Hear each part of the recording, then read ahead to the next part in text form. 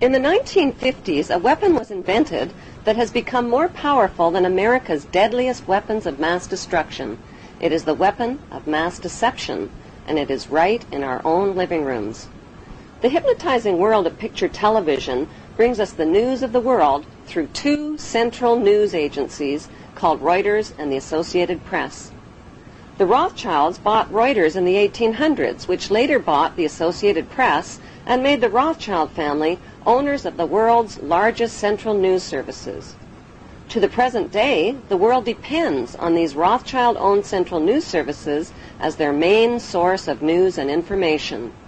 In his book called Who Owns the TV Networks, author Eustace Mullins claims that the major TV networks, radio stations, newspapers, and publishing empires are controlled by the Rothschild, Rockefeller, and J.P. Morgan money cartels through their corporate conglomerates.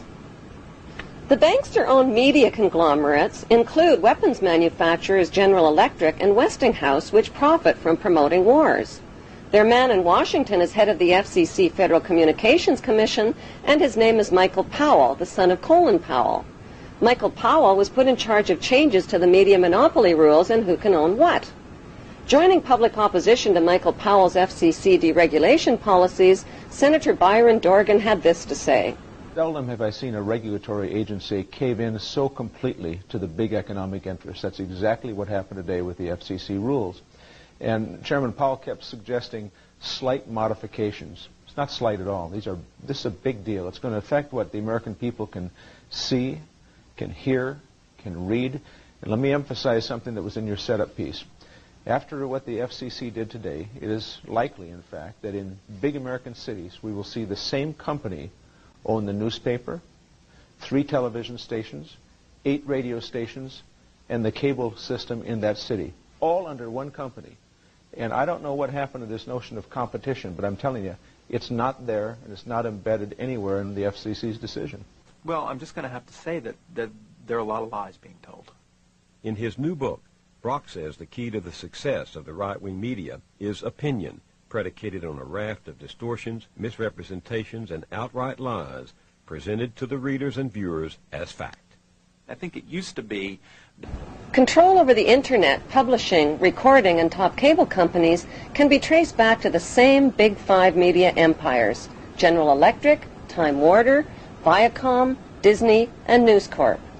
These media monopolies are owned directly or indirectly by the Rothschild, J.P. Morgan, Rockefeller, and Oppenheimer Brotherhood. Yes, there are now more stations and more media voices, but they're all coming from the same ventriloquist, says Senator Dorgan.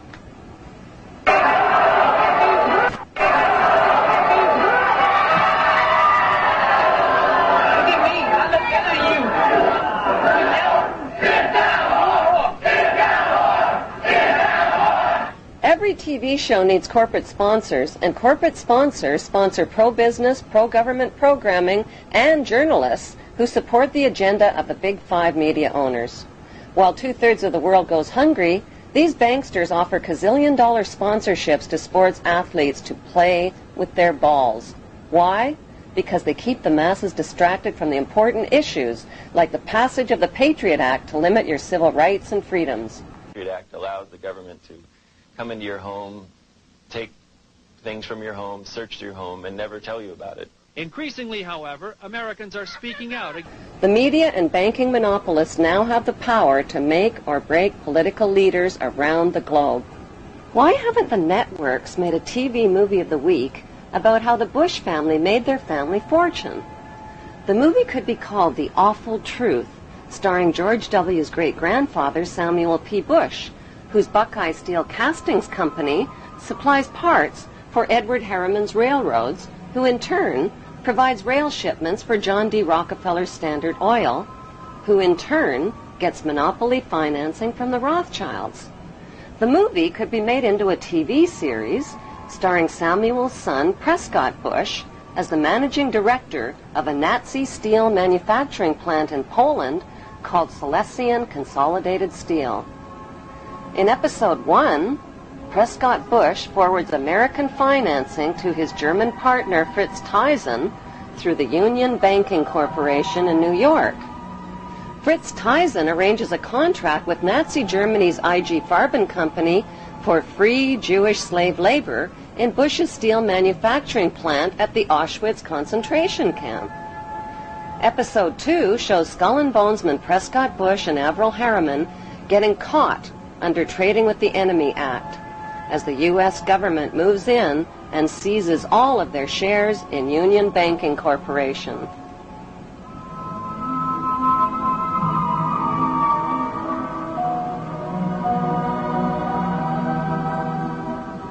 In episode 3, Prescott's son, the first George Bush, is director of the CIA. George puts drug king Manuel Noriega on the CIA payroll, allowing thousands of tons of cocaine to hit the streets of America via the Panama Canal.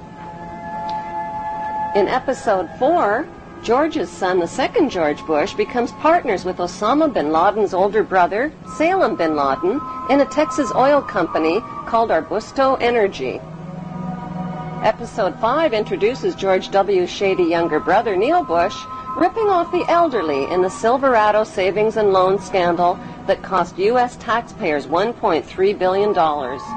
In episode 6, the Florida election is fixed by George W.'s older brother, Jeb Bush, who puts brother George into the top job at the White House, which brings us back to Auschwitz and the concluding episode with George W. Bush visiting the slave labor camp where his grandfather helped build the Bush family fortune on free Jewish slave labor.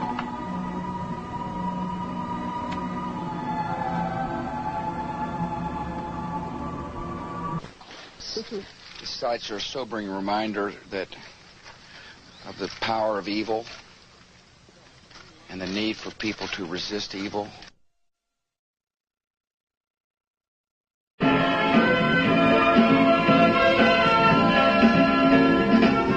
Ladies and gentlemen. As a follow-up to the TV series, an award show could celebrate the 20-year friendship of the Bush and bin Laden families and their shared investment in the Carlyle Group. The Carlyle Group is one of America's largest weapons contractors. For the Bush and bin Laden families, war means profits, big profits. Although the media creates the illusion of freedom of the press, the dominant opinion and messages always serve the banksters' agenda. Messages like, support your troops or you're a traitor to America. But who are the troops? Many are teenagers whose childhood entertainment was shooting out the blood and guts of virtual people in places that are virtually real.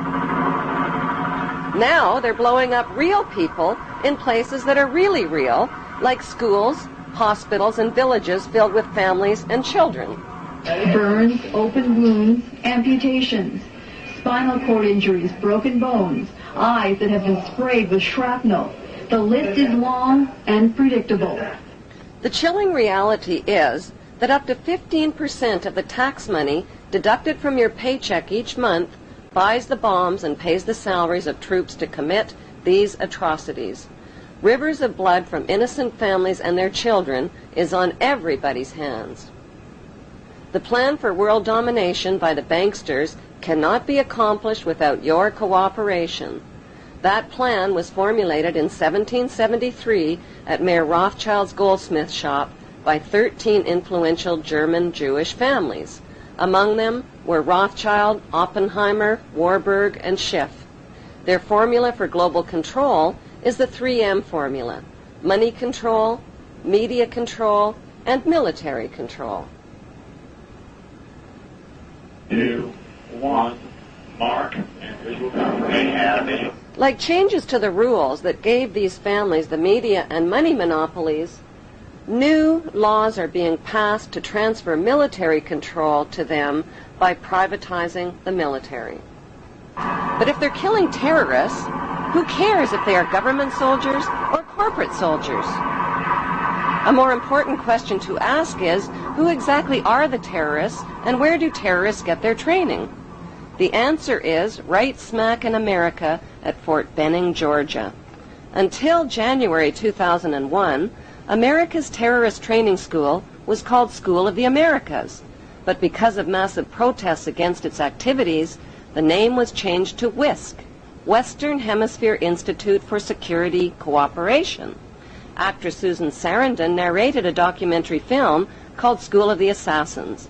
The film exposes the school as a terrorist training camp whose graduates are well-known murderers, torturers, state terrorists, and dictators, including drug king Manuel Noriega. The role of terrorists in the bankster-owned media is to scare the living tax dollars out of citizens, and timing is everything. On the second anniversary of the 9/11 attack on the World Trade Center, George Bush asked for an $87 billion increase in military spending.